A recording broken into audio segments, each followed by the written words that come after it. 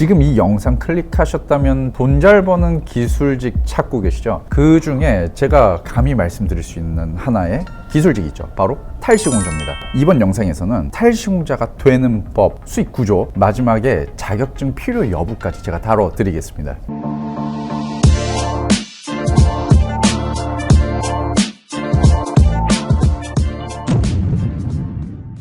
저는 탈시공자를 시작으로 해서 조공, 중기공, 기공이 되었고 팀장이 되어서 총 현장 500군데의 현장을 마무리 짓고 나서 현재 지금은 탈회사 운영을 하고 있습니다. 실질적으로 제가 이 필드에서 성장해오면서 겪었던 얘기들을 제가 주로 다 해드릴게요. 탈시공자는 그럼 무슨 일을 하냐? 크게는 공간에 대해서 구분을 지을 수 있습니다. 인테리어로 치면요, 욕실, 주방, 현관, 베란다, 그리고 심지어 뭐 야외 발코니도 할 수 있고요, 거실 바닥재, 방 바닥재로도 타일을 상당히 많이 하고 있습니다. 이제 바깥으로 나가보죠. 백화점, 카페, 전시장, 수영장도 타일이고요, 심지어 건물의 복도, 계단 역시도 타일입니다. 그뿐인가요? 지하철 역시나 타일이 들어가고요. 이 모든 공간에 따라서 역시나 탈시공자들이 다 투입이 되는 것이고, 각 공간, 각 영역별로 해서 다른 기술들을 구사합니다. 이뿐만이 아니죠. 기존에는 탈시공자가 타일만 붙였습니다. 근데 우리 욕실 기준으로 놓고 보면 탈시공을 하고 나면 뭘 하죠? 세면기 설치, 양변기 설치, 그리고 천장 설치나 등이나 환풍기도 달고.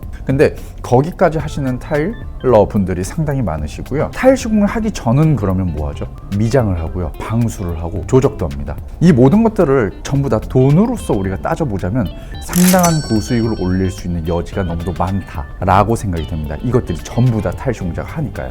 자, 그러면 탈시공자가 되고 싶어 하는 이유가 뭐겠습니까? 궁극적으로는 수익입니다. 수익이 상당히 괜찮거든요. 다른 기술직에 비해서 성장의 가능성이 매우 높다라고 생각합니다. 이 말씀과 더불어서 기술자 인건비가 정리된 자료를 한번 올려드리겠습니다.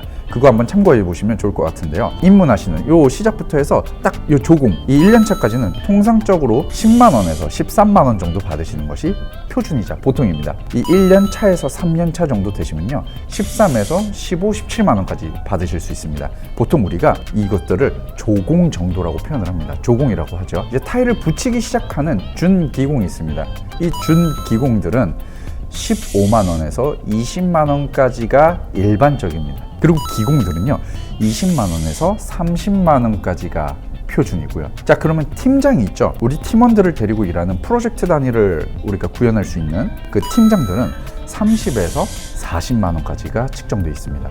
그런데 조공부터 해서 이 팀장까지의 연차는요, 10년, 15년 아니고요, 빠르면 3년 차에서 5년 차부터도 이 팀장을 달기도 합니다. 따라서 성장 가능성이 매우 높은 직업입니다. 그렇기 때문에 많은 분들이 도전하시는 것 같습니다. 자, 그러면 이 인건비 다음에 탈시공자의 전망, 이거 굉장히 중요한데요. 기본적으로 인테리어 리모델링 업 자체가 굉장히 중요한 지표가 됩니다. 현재 리모델링의 수요는 늘고 있고요, 시장의 규모는 점점 커지고 있습니다. 기존에는 이 타일이라고 하는 소재가 굉장히 비쌌고 고가의 어떤 소재였기 때문에 극히 욕실이나 베란다, 주방에만 많이 쓰였는데요, 이 타일이란 자재는 점점 친숙해졌고, 그리고 수많은 컨텐츠들이 존재하고 너무도 많은 시공 사례와 인테리어 레퍼런스들이 나오면서 이 타일을 훨씬 더 쉽게 접하시는 것 같습니다. 그리고 재밌는 거, 요 타일, 요 테이블도 타일입니다. 그렇기 때문에 저는 이 전망 굉장히 밝다라고 생각하고 있고, 이 시공자 되는 게 쉽진 않거든요.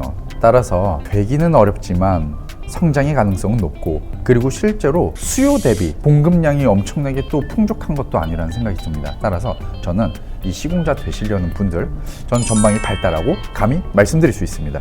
그리고 되게 많은 입문자분들이 말씀 주시는 것 중에 하나가 타일 시공 자격증 얘기를 굉장히 많이 하시더라고요. 이게 국가 기능 자격증인 건 분명하지만요, 글쎄요, 물론 제가 할 말이 많습니다. 요거는 제가 다음 영상에서도 자세하게 다뤄 드릴게요. 자격증을 따려면 어딜 가죠? 학원을 가죠. 근데 이 학원을 가는 것 자체는 좋다라고 생각합니다. 왜냐면 이 타일 시공을 배울 수 있는 장소가요, 현장 아니면 학원밖에 없거든요. 근데 현장에서 누가 불러주나요? 안 불러주거든요. 근데 이것을 간접적으로 체험할 수 있는 곳은 학원밖에도 없습니다. 그렇기 때문에 학원을 통해서 자격증이 필요한 게 아니라 자격증을 따기 위해서 다니게 되는 그 학원으로 하여금 약간 좀 찍먹은 할 수 있다. 나 지금 간단하게 맛은 볼 수 있겠다, 그런 생각이 듭니다. 물론 타일 학원의 그 커리큘럼을 절대 옹호하지는 못하겠어요. 처음 타일 시공에 입문할 때 필요한 장비나 도구 같은 게 있을까요? 와, 이거 되게 재밌는 게요. 장비병 걸리신 분들은 귀 막으셔야 됩니다. 왜냐, 타일 시공은요, 실제로 필요한 연장, 필수 연장이 다른 기술직에 비해서 굉장히 적습니다. 물론 제가 좀 빠뜨리더라도 이해해 주세요. 근데 상대적으로 부피가 작다는 거거든요.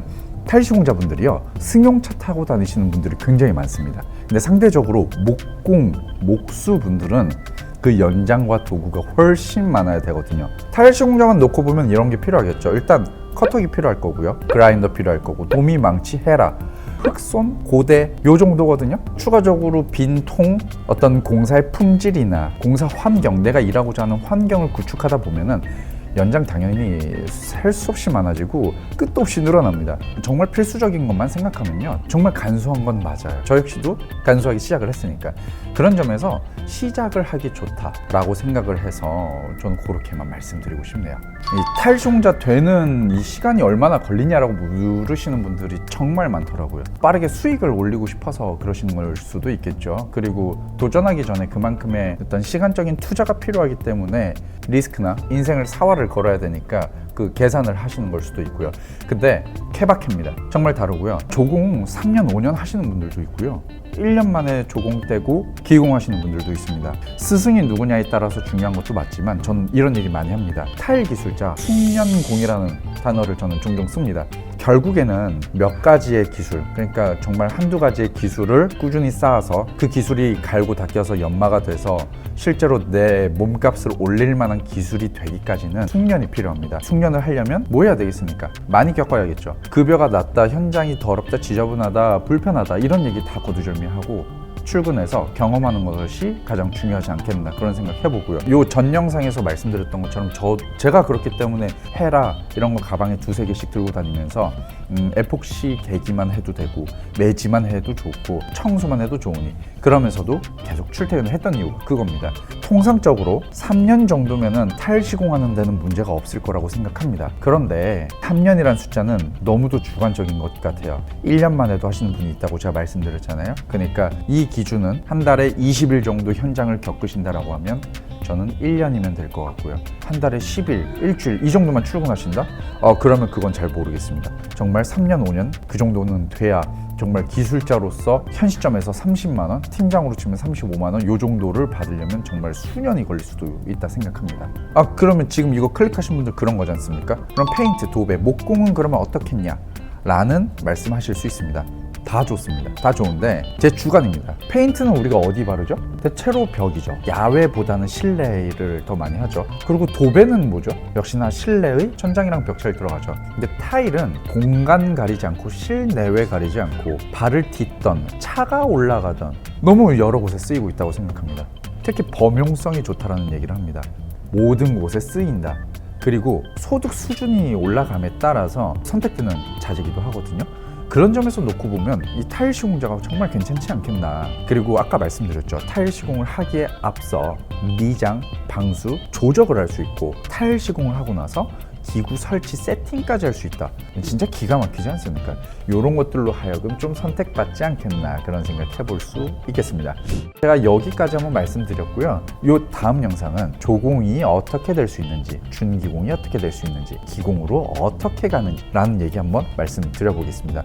마지막으로 타일 시공 공인표, 각 연차별 인건비가 어떻게 되는지 제가 마지막에 정리해 보겠습니다. 감사합니다.